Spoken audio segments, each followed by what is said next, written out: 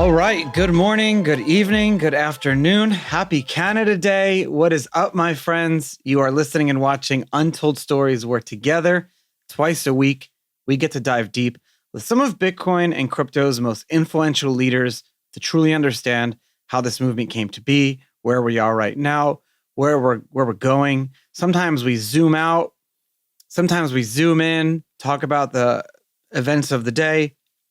Sometimes we don't want to get down that rabbit hole of worry and fear, uncertainty, and doubt. So we just keep focusing on the fundamentals of why we all got here in the first place, and we move forward together. And actually, I'm really excited because this was like between consensus and the past few weeks, uh, been really focusing and seeing a lot of different projects and companies that are growing and being built right now that will really bring our technology to mass adoption.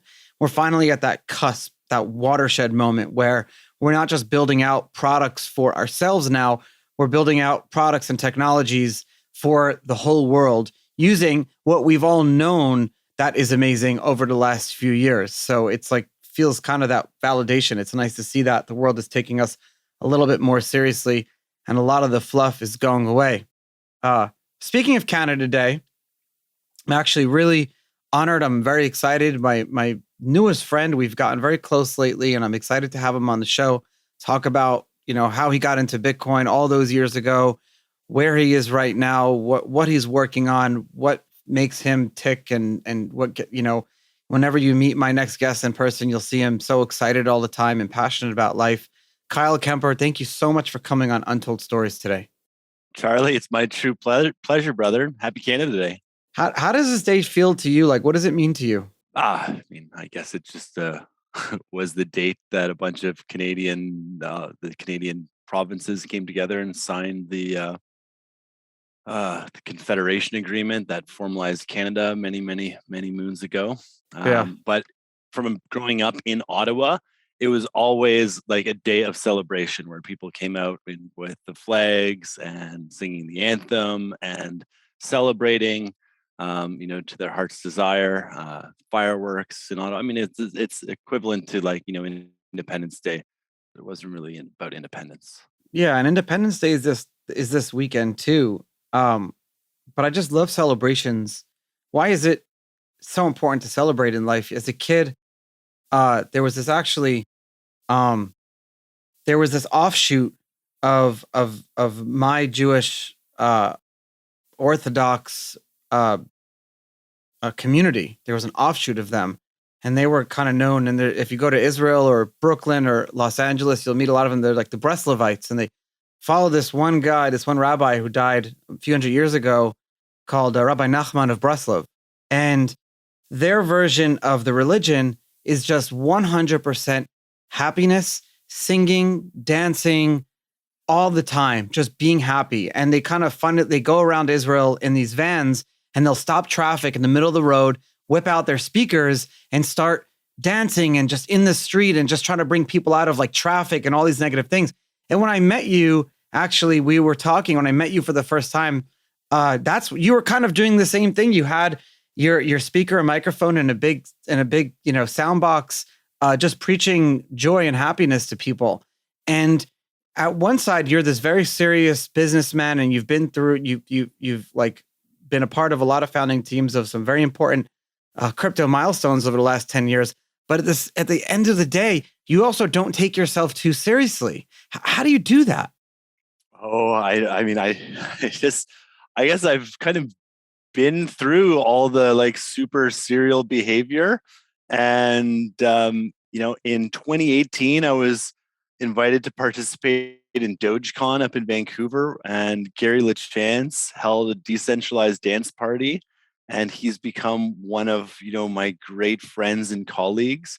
And as part of Dogecoin, it was like very, you know, deep discussions about the future of technology and decentralization, but we were all in costumes, and like we held like a very serious state of the union address, but everybody was in costumes and we had boom boxes everywhere, and it just moved into this decentralized dance party where we danced through the streets for like 5 hours as this, giant fun mob.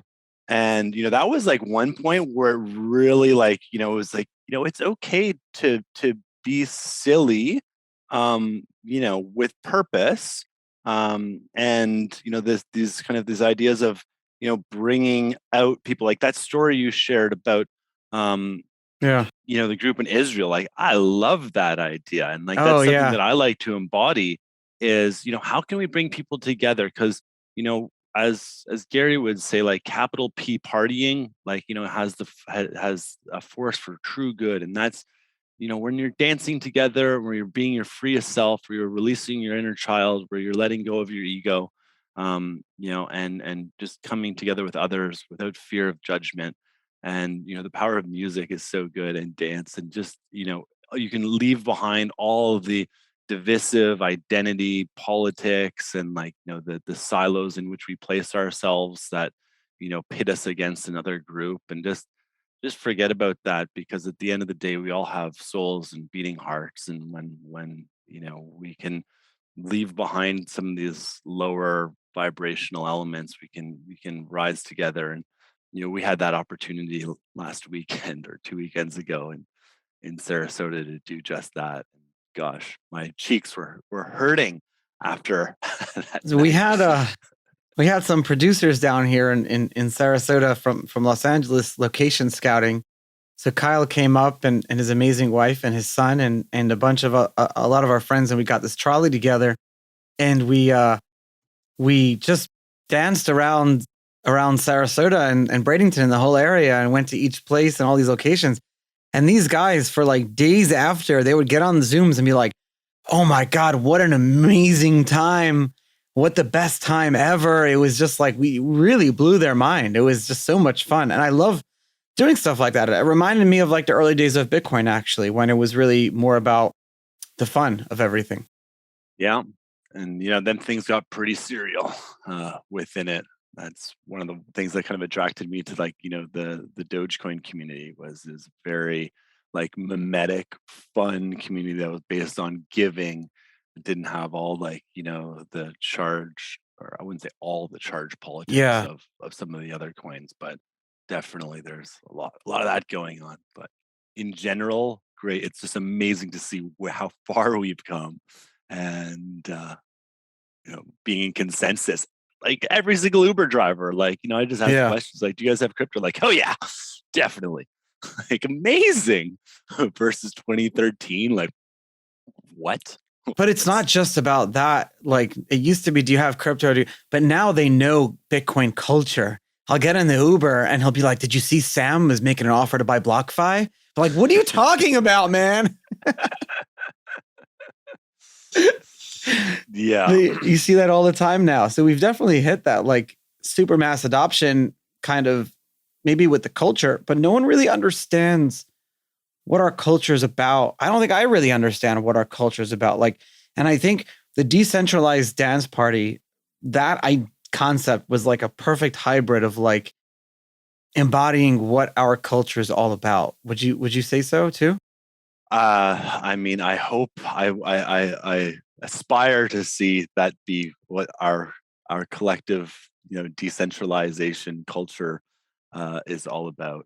And I think that it's really important as we kind of move forward too, because there's still a lot of people in this game, or coming in now, that's really just about the money and about number go up. But there's some of the greater values and purpose of the decentralized movement. That's what got me really excited about it. I didn't first learn about Bitcoin and think, oh, this is a way to get rich. Like, no, I'm like, this is the scalpel to the cancer that is the Federal Reserve System. Like, What do you yeah. mean? Well, so I mean, like, my journey began with like, with, I'd say 9/11 was a really important marker. And then I remember the movie Zeitgeist by Peter Joseph coming out in 2007. And that one, like, highlighted the men behind the curtain, really exposed a lot of the centralization at the very top with the central bankers. Then Ron Paul with his whole run in 2008. and like the audit the Fed kind of movement, and like bringing more awareness to how centralized and how corrupt and secretive, and how it really like that when you have peak centralization, it benefits those who are closest to the very top. And then looking at Bitcoin, well, first when I saw Bitcoin, I was like, this is stupid.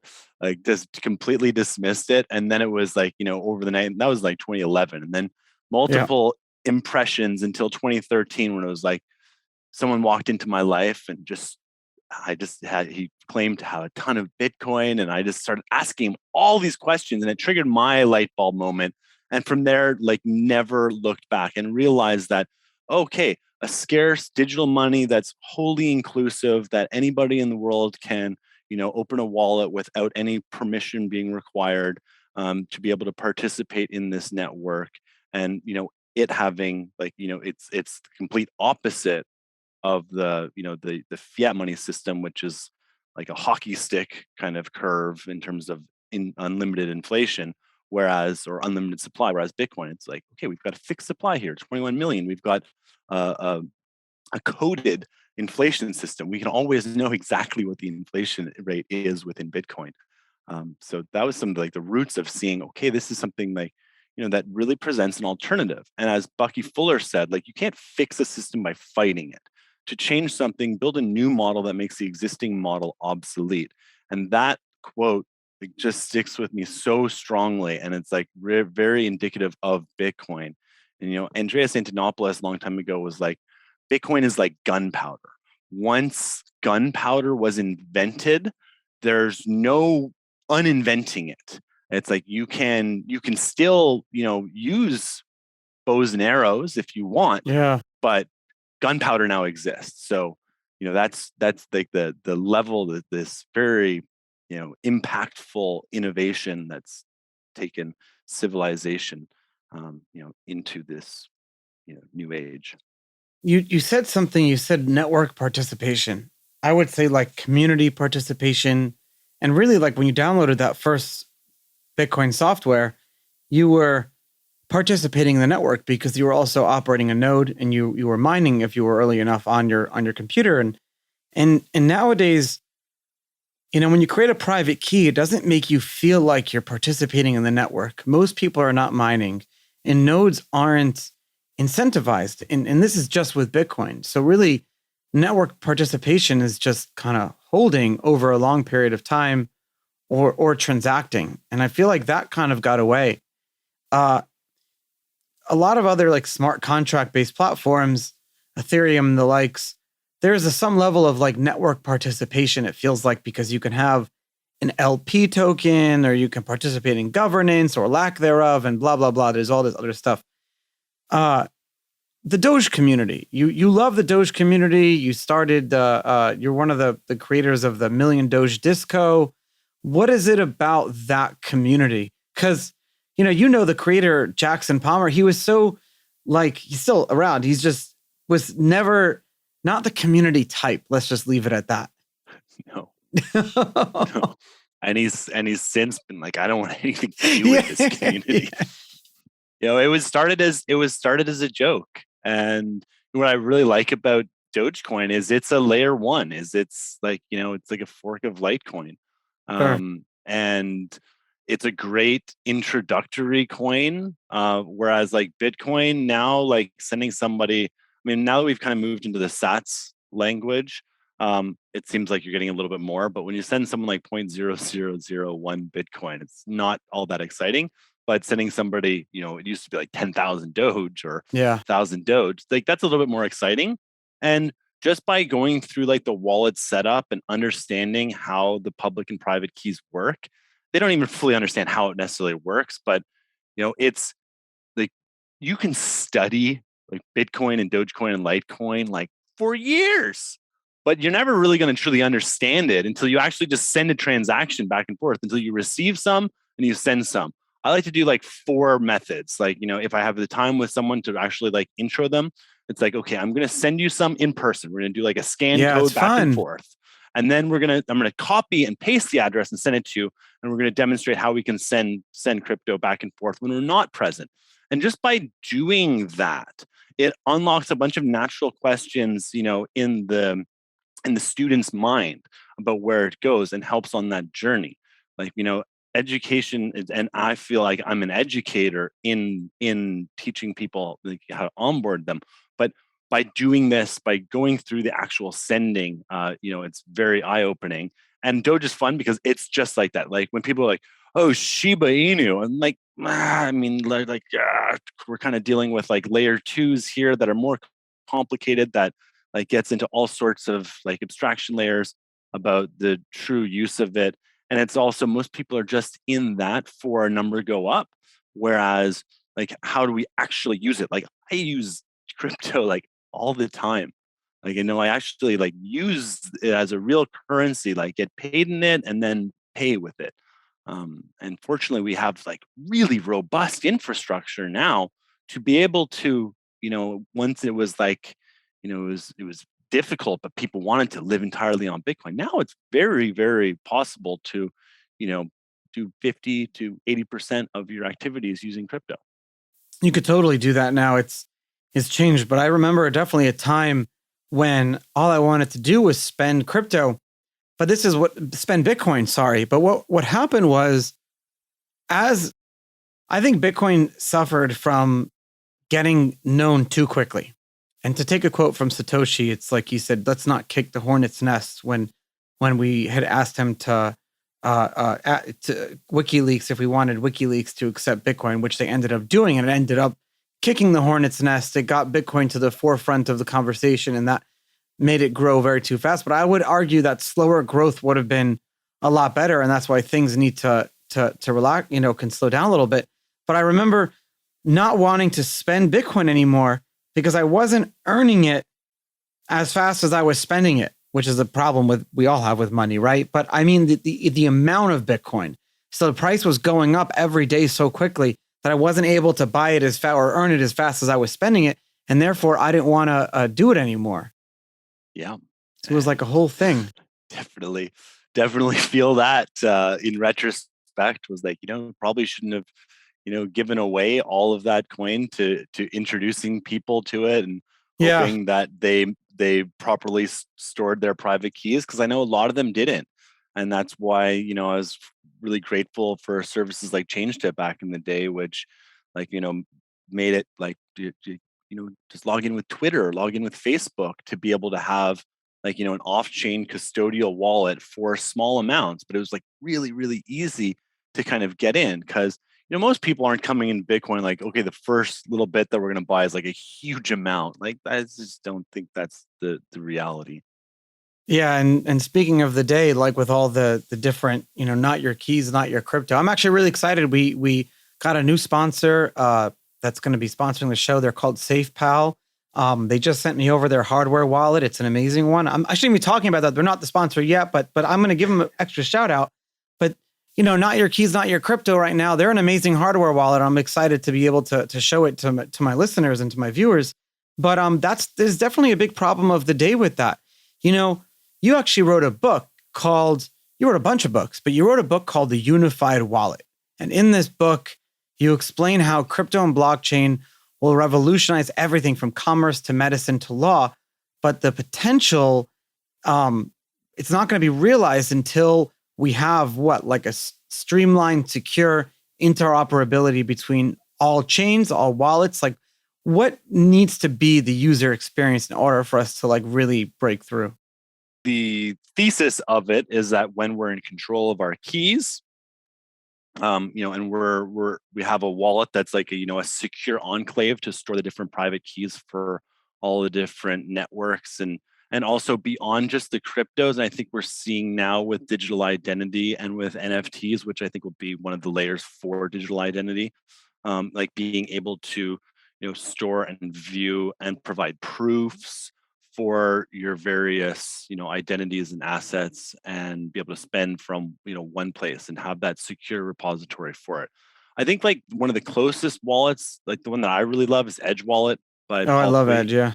Like I love Edge, and I think like they solved a lot of the challenges. Like you don't have to write down a seed mnemonic when you set it up. They created a secure enclave that stores all your private keys underneath it. They have memos, and you can like record personal notes on all your own transactions, and it's all stored in like, secure. It's like it's really, one of the closest kind of examples where of that. And the The wallet creator of space Edge, is by the way, Paul Pui is from this area, from the Tampa area. He comes to the Tampa Bitcoin meetup all the time when he's in town.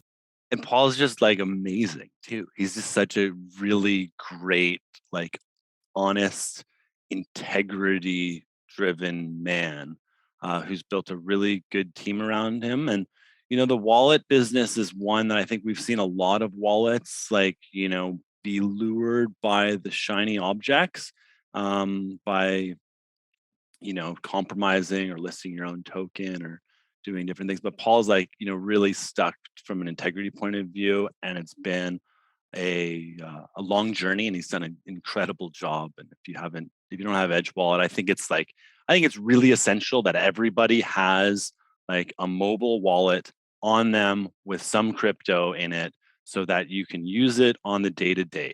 It's not to store all your crypto. Like, if you have lots of crypto, there's better ways, but everybody should have a mobile wallet on them, and Edge is a really good one.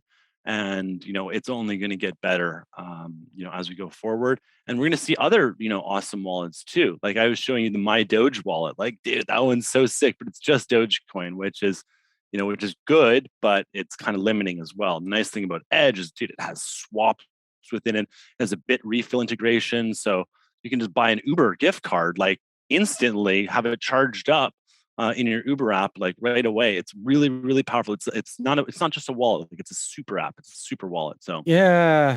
plugging them.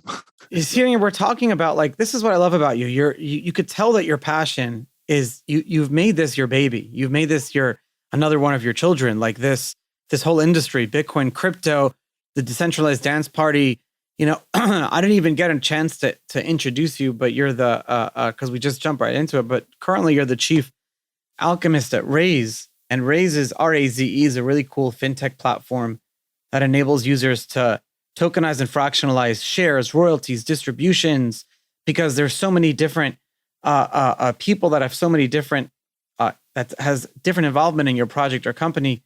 It allows people to self fundraise quickly and safely using what you guys invented, dynamic security tokens. It's super cool. Over the years, you were you were involved in the creation of the Blockchain Association Canada with my friend Anthony DeOrio, who we've had on the show twice, and ended up merging with the Digital Chamber of Commerce. And what else have you? You wrote a bunch of different books, and you were involved in CA Vertex. You were involved in business development. We're going back like almost a decade of your involvement in the CA space. Vertex, and then Coinsetter, and then Coinsetter got bought by Kraken. Oh, Jaron, I forgot. I love that guy. Jaron Lukashevitz. Yeah. And then Jesse. Yeah. And then I got involved with Nick Sullivan and Victoria Van Eyck and ChangeTip, and was the head of tipping there and was like their number one user. I love ChangeTip. Why did it shut down? It was like I still have it installed in Reddit. They were a victim. They were a victim of the bear market. We need to bring it back. And they were. We definitely do need to bring it back. It was like really incredible solution. Lots of lessons learned from it, but it was really amazing. And there's still place, and if only you just held on a little bit longer. And there's really good lessons to also be learned from ChangeTip. They built an incredibly robust, feature-rich solution. So feature rich that I remember introducing it to one of my good friends and sending him $20 worth of Bitcoin, and he was like, "Just send it back to yourself. I'm never gonna use this. I don't understand what's going on. There's too much stuff here. You just sent me a taco. Like, what does that mean?" You send me a taco. I actually forked. I created not a fork, but an add-on wallet called the Social Wallet, where we built a front end to ChangeTip, because the change and the tip, it just implied tipping, and servers love tips. Most people in general aren't crazy about tipping, and it kind of put it into this little section. And I remember asking Nick, I'm like, "Nick, why don't we go after Venmo here? Because like, we've got a social payment platform. And, the greatest values I got out of that platform was, I paid one of my friends back for a canoe trip. I owed him like $260. I created a unique link that held within it $260 worth of Bitcoin, which was like 0.9 Bitcoin. I texted it to my friend. He clicked the link, logged in with Facebook, and then had 0.9 Bitcoin like to his name. When they shut down, he set up like a bread wallet and then withdrew it, to his thing. He still had the 0.9 Bitcoin. He got himself above one as like, his goal. And I know that he's like still been hodling.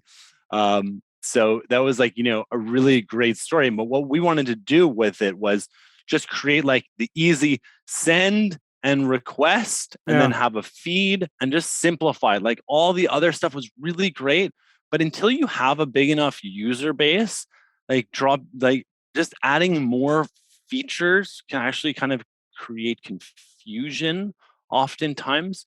So like, if you're a builder and you're an entrepreneur, like build with a rigid, like small, like crush one thing like really, really well. Once you get the users, then you can start dripping. Like Facebook, like, if Facebook launched today with everything that it has, it would be like, not confusing it would be.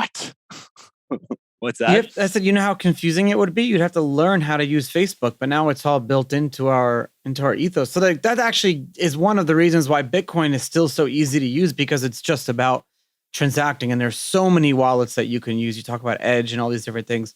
Remember when it was Airbits, and a lot of people don't use smart contract platforms, even though they hold the coins. They don't use it because it's still too hard to use. Even the daunting like Connect Wallet feature, it's still too hard to use. We're not there yet. We're not even close. Right. And, and I think it will come, and it's great that there's massive innovation, because there is like, a very large number of people who are, Web3 natives that completely understand and operate within that space. And that's where we have like the pioneers building amazing solutions like Juicebox Money, for example. Like so sick. You can spin up a DAO like that. It was one of like the inspirations for Raise. But just recognizing a lot of people, aren't ready to just spin up a DAO and like go full DAO model.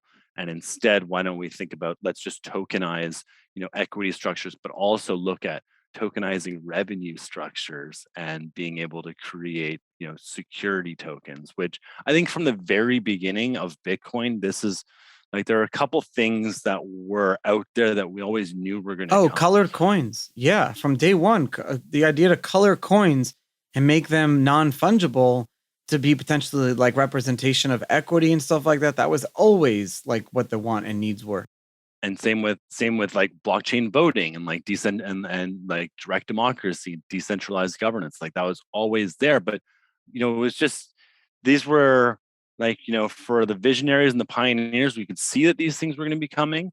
It was just, the world wasn't quite ready. But I think now that we've seen, Bitcoin to the altcoins, to the Ethereum, the smart coins, the real explosion of that, to NFTs, to DeFi, and now with DAOs, like, a lot of the infrastructure is laid.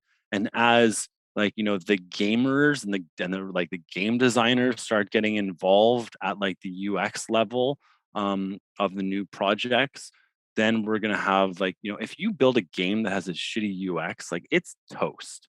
Like it has no chance. If you build a wallet that has a bad UX, like it still has a chance to succeed. True story. There weren't other ones. So as more and more of the gamers and these awesome designers and they get involved, I think, we're going to start pushing the limits. And dude, it's the year 2022. We live in an unbelievable age of information, of access, of resources, of connectivity. Sure, there's all this like FUD all the time trying to like, scare us into believing like the world's on fire and we should just hang out in a hole and watch TV. But that's how I feel sometimes. It's fun hanging in a hole and watch TV. It's okay. It's all, I mean, everybody's kind of going through that. And it's, those that like based on like Maslow's hierarchy of needs, it's like, if you can be kept at that lowest level, which is safety and security, and you're always just focusing on safety and security, you're not going to be able to rise up the pyramid towards self-actualization.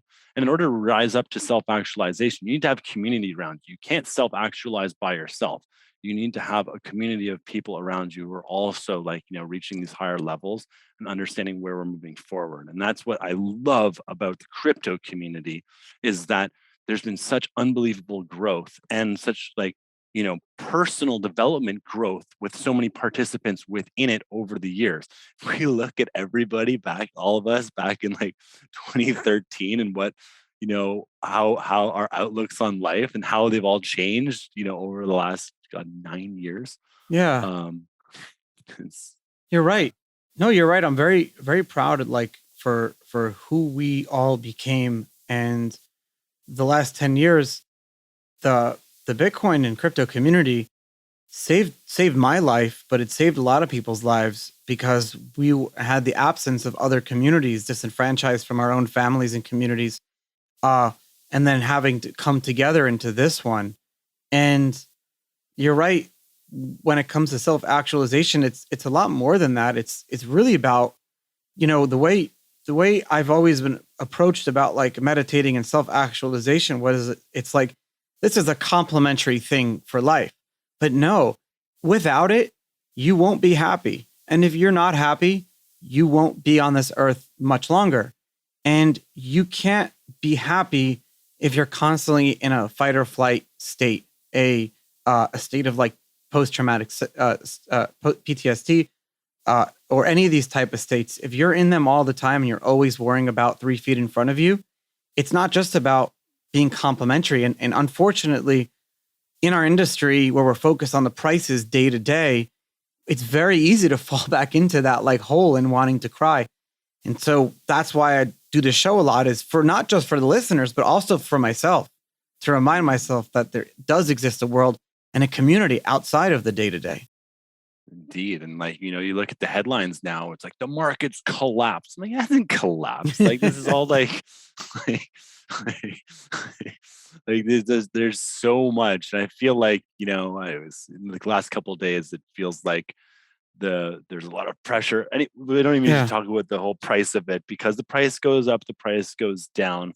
It's about this new model, this new system, and we're seeing all these incredible new use cases, and it's penetrated the cultural zeitgeist. And I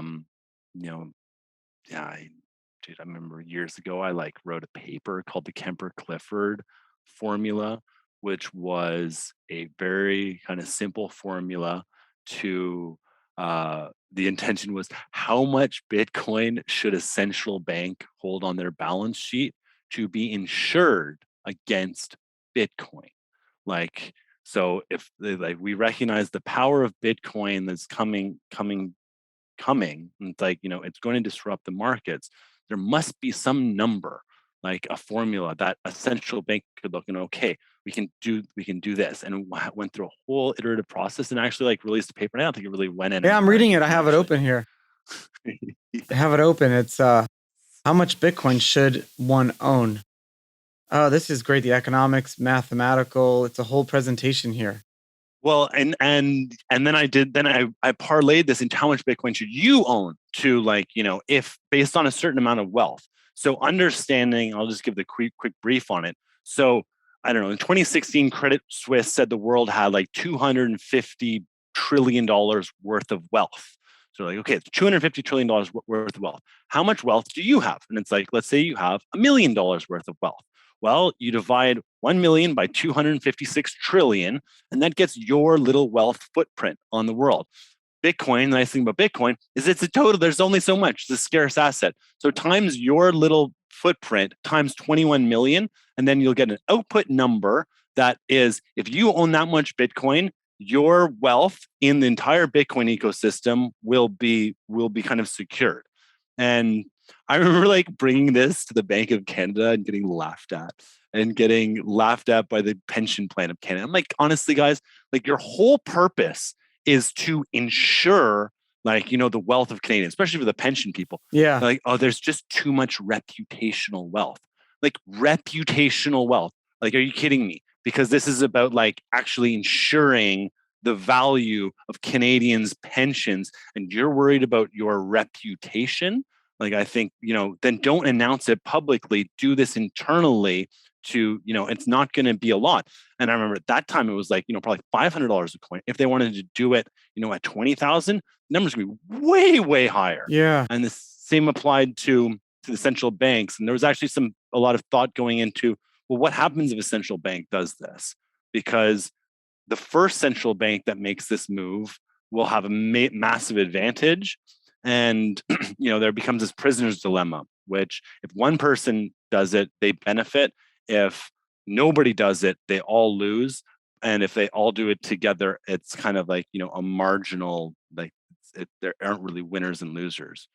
So exploring like, okay, central banks of the world come together and buy Bitcoin. But honestly, like, who cares? They weren't listening to that. They can go keep printing their own money. And I think that we should biometrically give every newborn child a certain amount of Bitcoin that cannot be accessed until like a certain age and can't be taken by their parents, obviously, so they can't be taken by their parents or other people and things like that. This way you ensure full decentralization of the human population. And the only way to do it is for the new people being born. You can't do it for us now because it would require a centralized entity to dole out those Bitcoin and identities and maintain that. And I don't who can we trust for that? Well, and that unlocks, gets into the whole digital identity conversation. And and not only, what were you gonna say? I was just going to say, and the digital identity spectrum has become very politicized and polarized, and a lot of people are just anti-digital identity in all forms. And like, I am like wholly anti like centralized, like Accenture, IBM, Microsoft based, like identity solutions. Same. But decentralized like identity federations and having like a unified wallet that's able to store onto your keys and where you control your keys, you provide access towards others. You're not by default sharing everything with everybody. Like these are a little bit, there's real value and uses to it. And there's just we just can't, we're in a digital programmable world.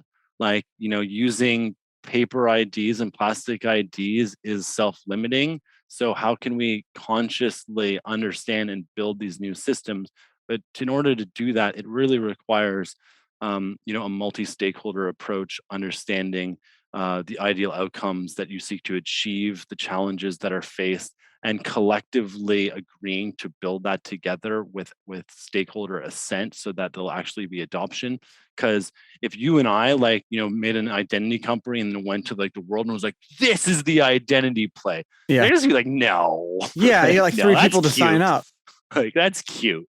But if you worked with them and were like, okay, let's think this through and come to the conclusion, we might know that like this is where we want it to go, but until we can work with an industry or a larger group towards getting towards those same conclusions, like in a cooperative manner, in a collaborative manner, that's how you change something. Is you need to bring stakeholders together. If you just come and tell them what to do, it is instantly, hold on, man, something's up here. I wasn't involved on this. So what we gave to the industry is this amazing ability for relationship mapping. We gave this to the world, and Satoshi gave it to us first. Satoshi gave us Bitcoin, and Bitcoin is relationship mapping as it relates to our relationship with money and between each other, between our friends and family, and between government and businesses. Now, with Bitcoin, and with all new cryptocurrencies that are trying to be, whether they're a commodity or money, we now have an amazing ability to do private relationship mapping as it relates to money and all the things that are solved within that. Smart contracts and layers on top of that give us relationship mapping when it comes to not having to have this alternative currency called the favor that existed before. I do something for you, not because I want you to pay me, but I want to build up favor. And with crypto, we have the ability to almost tokenize debt and tokenize favors. And if we can bring this, and I think that's why our community has practiced this for better or for worse throughout its 10-year history so far. And that's why we've been able to get to where we are today in a very positive way. You are trying to like take this same type of liquid democracy, if you will, like hyper fast. And you're trying to, and you actually applied it to a governance model as it relates to not just with Raise as your company, because that's what you're doing. You're creating liquid community governance and relationship mapping to businesses. And if that's the best way to describe Raise, that's what I see it as. But you've also developed ways for this to be like on a large scale nation state level. And that's really cool. Yeah. Well, I mean, like, like put Raise aside, I wrote this book called Canada, How We Return Power to the People, and looking specifically like, I got pretty kind of deeply involved with the whole, I like to call it Freezing Man, like the trucker convoy that happened up in Ottawa. It was like 17 days of Burning Man like environment, like experience. Yeah. But it's just in the freezing cold where people came together from all over, and they participated. There was radical self-reliance, there was gifting, there was self-expression, there was inclusion, and there was overall there was like a purpose. There's also decommodification is one of the other principles in play. And they were there because like they didn't want to go there. They were there because they wanted answers to questions, and they wanted to have a debate about some of the policies that they generally disagreed with and weren't satisfied with the answers from the government. And this really exposed kind of the government, because I think in the last couple of years there's been a lot of using fear, uncertainty, and doubt, and and scaring people into like locking themselves down, like wearing masks, like taking the vaccine, etc. And but there's very little discussion. And then we had an election in Canada too in the middle of all of this. And the elections, and this happens in America too, they're so heavily like, there's so much energy that goes in to getting people to go out and make a blue check or a red check or like a gray check. And like that is our democracy, like going out every now and then and making one check on a market. And there's $1 trillion marketing campaign of like split against two parties that basically ensure, like as South Park said, you have a douchebag or a turd sandwich in play. And and I just feel like we're like in the political figures have become like celebrity, like false deities in our world, and people put so much emphasis and energy on these individuals and not the apparatus that like is behind them, and not the strings that are pulling them. And whereas on a lot of these issues, like if we actually opened up the issues that people were actually voting on, I think that's where blockchain and this idea of decentralized governance and direct democracy and liquid democracy can really come into play. And we're not that far away. It's an app. Like it's an app that's utilizing blockchain with some biometrics, with some identity verification, and a collective will to use this, and enough pioneers at the front, and like influencers and communities saying, what, let's do this. And it doesn't necessarily need to be instantly binding, like, okay, we're going to just build a new model for Congress overnight. No, but we can start with like a shadow of Congress. We can start with a shadow of the executive office, the shadow of the Senate, and just enable people to make those votes themselves. Because if you have 1 million people voting on the congressional votes that are housed, like the House motions that are being passed, or the Senate motions that are being passed, or a municipal motion that's being passed, or being voted on, then if you got 1 million, that's a big subset. What if you had 5 million? What if you had 10 million? What if you had 200 million? Like at some point, if everybody is using this, you're gonna ask, what the heck's the point of this if we can have it actually verified? So I get really jacked on that. This is something that I'm planning to spend much more energy on in the future. It's a parallel stream right now, but it's a big one. And one of the things that I'm doing at this point is just trying to seed the understanding that there's this new model and encourage people to start building it. And right now, like I'm focusing on Raise, because I know that at the corporate level, if we can tokenize, equity structures and revenue share structures and look at new frictionless, seamless ways for businesses, and then introduce governance at the corporate and the the nonprofit, the membership association level for looking at corporate structures. Let's not forget, Canada is a corporation. United States is a corporation. Yeah. These are corporations now, and a lot of people don't understand that. So I think by innovating at the corporate governance level, we can potentially innovate at the national level, and then also basically in the long term enable us to break free of this fascistic corporate model. Kyle, thank you so much for taking the time and coming on Untold Stories today and giving us a reminder about like why we're all here in the first place. Yeah, bro, my pleasure. It's great. Thank you so much. I appreciate it. You got it, brother. I appreciate you.